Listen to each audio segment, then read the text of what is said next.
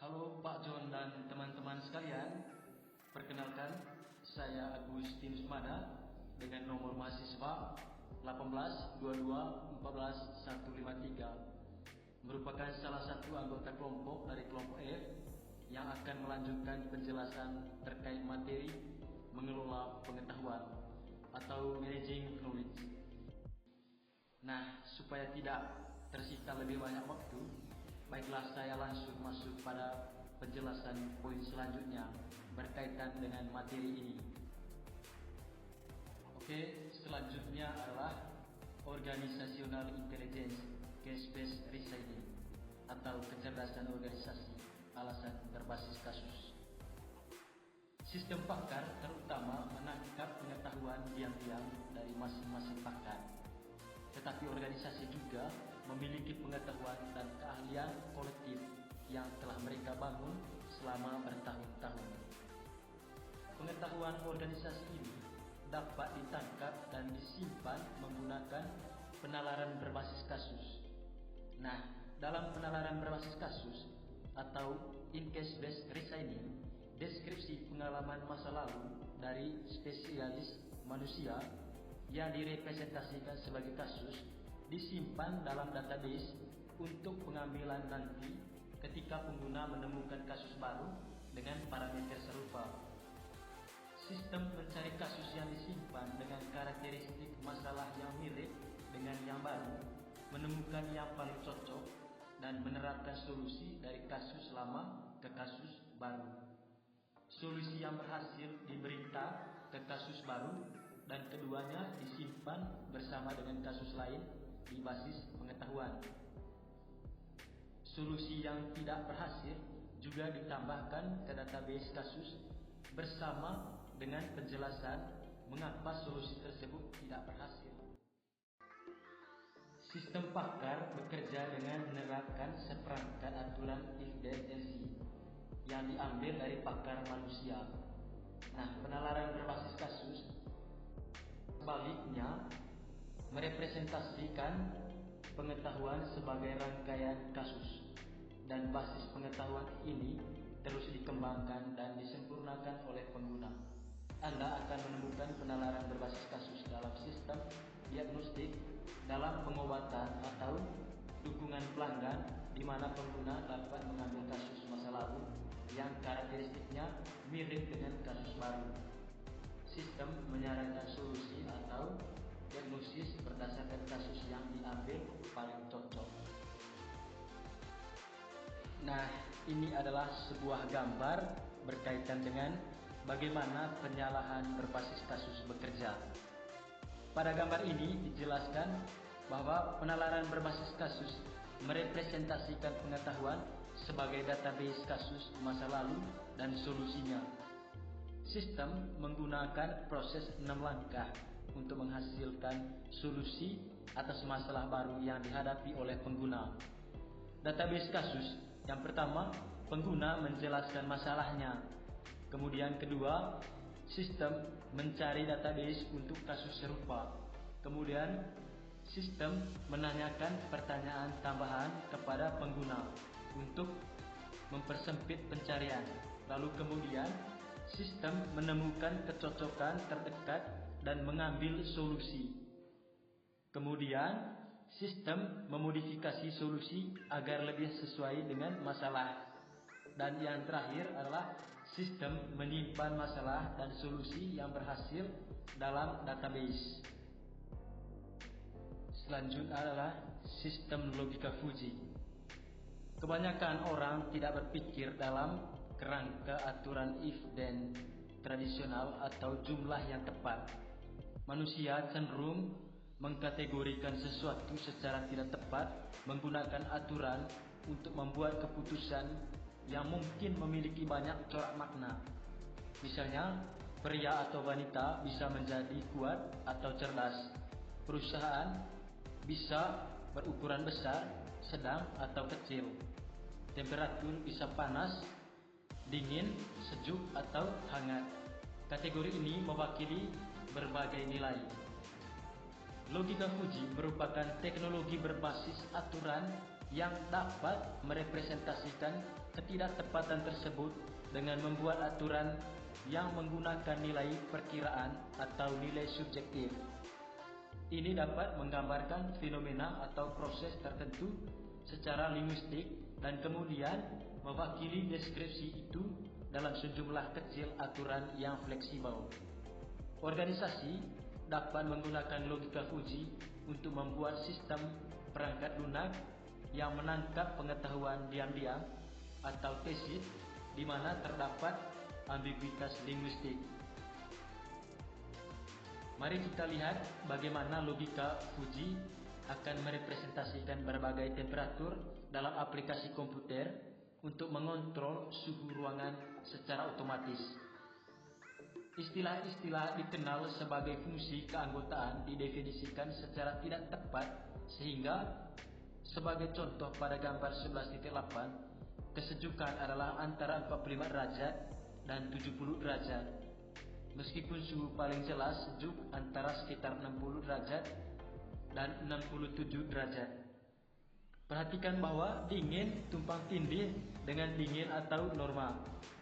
Nah, untuk mengontrol lingkungan ruangan menggunakan logika ini, pemrogram akan mengembangkan definisi yang sama tidak tepat untuk kelembaban dan faktor lain seperti angin dan suhu luar ruangan.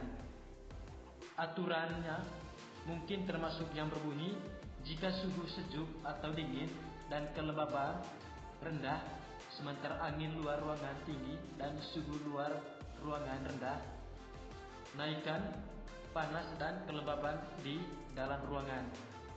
Komputer akan menggabungkan pembacaan fungsi keanggotaan secara berbobot dan menggunakan semua aturan menaikkan dan menurunkan suhu dan kelembaban. Nah, logika Fujii memberikan solusi untuk masalah yang membutuhkan keahlian yang sulit untuk direpresentasikan dalam bentuk aturan if-then yang tajam. Di Jepang, sistem kereta bawah tanah Sendai menggunakan kontrol logika Fujii untuk berakselerasi dengan sangat mulus sehingga penumpang yang berdiri tidak perlu berpegangan. Mitsubishi Heavy Industry di Tokyo berhasil mengurangi konsumsi daya AC-nya sebesar 20% dengan menerapkan program kontrol dalam logika Fujii. Perangkat autofokus di kamera hanya dimungkinkan karena logika Fujii. Dalam hal ini, logika Fujii memungkinkan perubahan yang lebih besar pada input untuk menghasilkan perubahan yang mulus dalam output daripada perubahan yang tidak kontinu, sehingga berguna untuk aplikasi elektronik dan teknik konsumen. Manajemen juga telah menemukan logika Fujii berguna untuk pengambilan keputusan dan pengendalian organisasi. Sebuah perusahaan Wall Street menciptakan sistem yang memilih perusahaan untuk akuisisi potensial menggunakan bahasa yang dipahami pedagang saham. Nah, sistem logika Fujii telah dikembangkan untuk mendeteksi kemungkinan penipuan dalam klaim medis yang diajukan oleh penyedia layanan kesehatan dimanapun di Amerika Serikat. Nah, ini adalah gambar tentang bagaimana logika Fujii akan merepresentasikan berbagai temperatur dalam aplikasi komputer untuk mengontrol suhu ruangan secara otomatis. Nah, fungsi keanggotaan untuk input yang disebut suhu ada dalam logika termostat untuk mengontrol suhu ruangan. Fungsi keanggotaan membantu menerjemahkan ekspresi linguistik seperti hangat menjadi angka yang dapat dimanipulasi oleh komputer. Yang berikut adalah machine learning atau pembelajaran mesin. Pembelajaran mesin adalah studi tentang bagaimana program komputer dapat meningkatkan kinerjanya tanpa pemrograman eksplisit. Mengapa ini merupakan pembelajaran?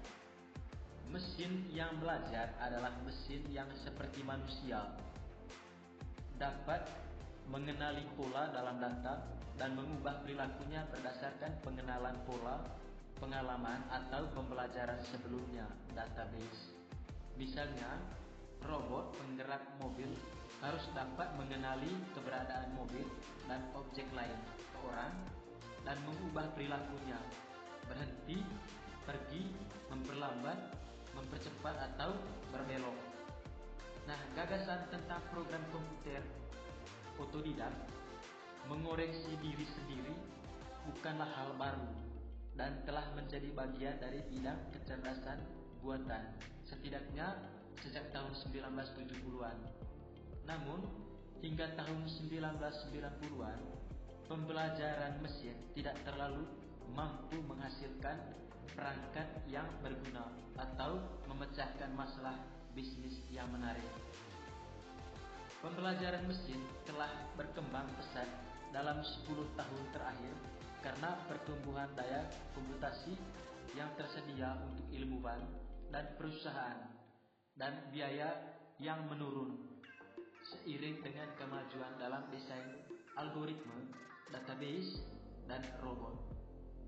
Internet dan data besar yang tersedia di internet telah terbukti menjadi tempat pengujian dan pembuktian yang sangat berguna untuk pembelajaran mesin. Setiap penelusuran Google diselesaikan menggunakan algoritma yang memberi peringkat miliaran halaman web berdasarkan pertanyaan Anda dan mengubah hasil berdasarkan perubahan apapun yang Anda buat dalam penelusuran. Semuanya dalam beberapa milidetik. Hasil pencarian juga bervariasi sesuai dengan pencarian sebelumnya dan item yang Anda klik. Yang berikut adalah neural network atau jaringan neural. Jaringan saraf digunakan untuk memecahkan masalah yang kompleks dan kurang dipahami yang telah mengumpulkan sejumlah besar data.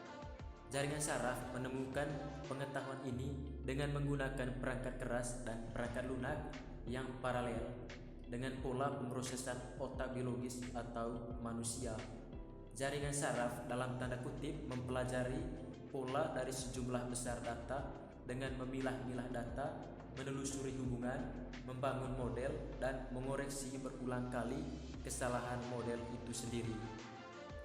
Jaringan neural memiliki banyak node penginderaan dan pemrosesan yang terus berinteraksi satu sama lain.